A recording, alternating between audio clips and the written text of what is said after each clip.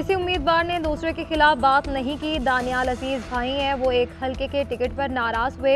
Ticket का फैसला मुशावरत से पार्टी करेगी। राना सनाउल्लाह की मीडिया से गुफ्तगू, कहा कि एहसन इकबाल और दानियाल अजीज दोनों को पार्टी के फैसले का इंतजार करना चाहिए।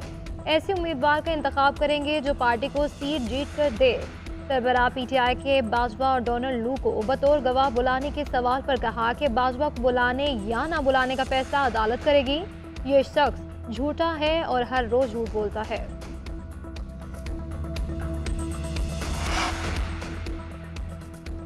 सिंध में तकर्रुर और तबादले बशीर मेमन के कहने पर होते हैं और इल्जामात पीपल्स पार्टी पर लग जाते हैं। ये सब मिल जाए फिर भी पीपल्स पार्टी को शिकस्त नहीं दे सकते।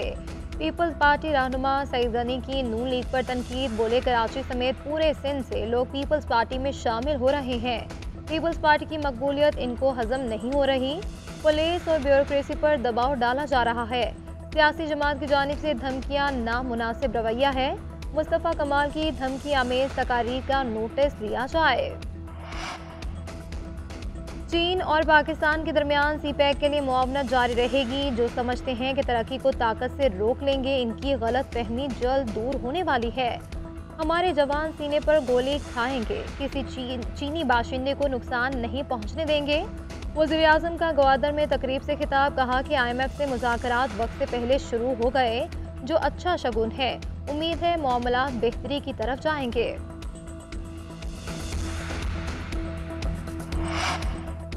कमर बाजवा ने डोनाल्ड लू के कहने पर सब कुछ किया। साइफर केस में जनरल रिटायर्ड बाजवा और डोनाल्ड लू को बतौर गवाह अदालत बुलाऊंगा।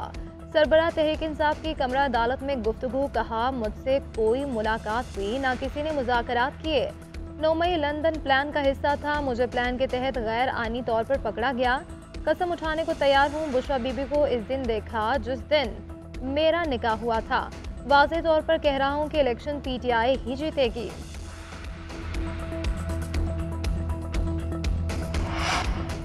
आम इंतखाबात के लिए इलेक्शन कमीशन को फंड फराहम करेंगे। वजारत खजाना ने इलेक्शन कमीशन को यकीन दहानी करवा दी। सेक्रेटरी खजाना इमदादुल्लाह की चीफ इलेक्शन कमिश्नर से मुलाकात, कहा इलेक्शन कमीशन को 1-2 रोज में फंड्स जारी कर देंगे। इलेक्शन कमीशन को जितनी ज़रूरत होगी फंड फराहम किए जाएंगे।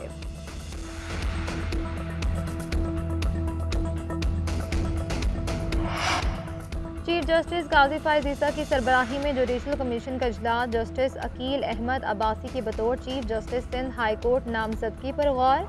जुडिशल कमीशन अपनी सिफारिशात मंजूरी के लिए पार्लिमानी कमेटी को भिजवाएगा। जस्टिस अकील अहमद अब्बासी इस वक्त सिंध हाई कोर्ट के कायम मकाम चीफ जस्टिस के फराइज सर अंजाम दे रहे हैं।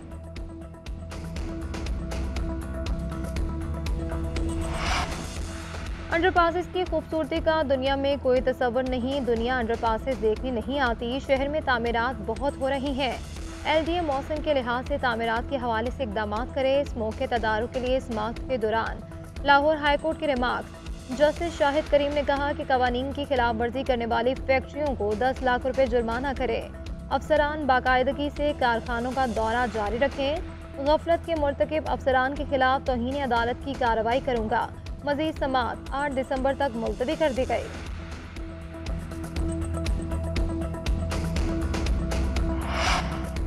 वज़ीर आला पंजाब का सरमायाकारों की सहूलत के लिए बड़ा इकदाम। बर्क रफ्तार 1 विंडो ऑपरेशन शुरू कर दिया गया। 20 सूबाई और विफाकी महकमे एक छत तले खिदमात अंजाम देंगे।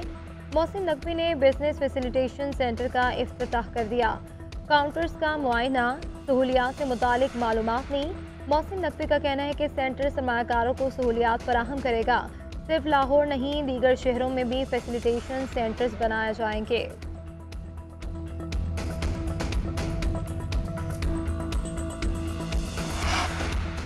पाकिस्तान को IMF से कर्ज की किस्त मिलने में ताखीर का खदशा। IMF एग्जीक्यूटिव बोर्ड का 14 दिसंबर तक का शेड्यूल जारी। पाकिस्तान का केस शामिल नहीं। हुकाम वजारत खजाना ने $70 करोड़ की अगली किस्त के लिए बोर्ड का इजलास 7 दिसंबर को बुलाए जाने का इम्कान जाहिर किया था। स्टाफ लेवल मुआहिदा 15 नवंबर को तय पाया था। एग्जीक्यूटिव बोर्ड का इजलास मुआहिदे के 6 से 8 हफ्ते बाद बुलाने का इम्कान है। दिसंबर के आखिरी अशरे क्रिसमस तातीलात शुरू हो जाएंगी।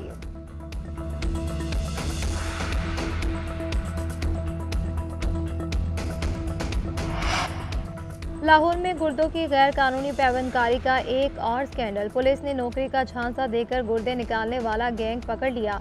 एसपी सदर के मुताबिक गुर्दे गिरोह ने लाहौर से 90 अफराद के गुर्दे निकाले।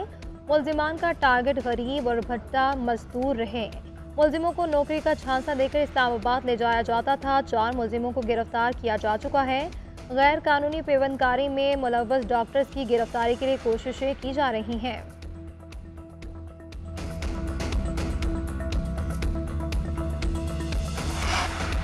और पीसीबी की नई सिलेक्शन कमेटी आई और उन्हें वक्त दें, हर 3 मिनट बाद न्यूज़ कॉन्फ्रेंस ना करे। कोई फैसला लिया है तो इस पर कायम रहें। साबिक कप्तान वसीम अकरम का पीसीबी को मशवरा, कहा फैसलों के नताइज पर पहले से आगाह होना चाहिए और फिर इस पर स्टैंड लें। जो कुछ करना है इस पर कायम रहें और बहादुर बनें।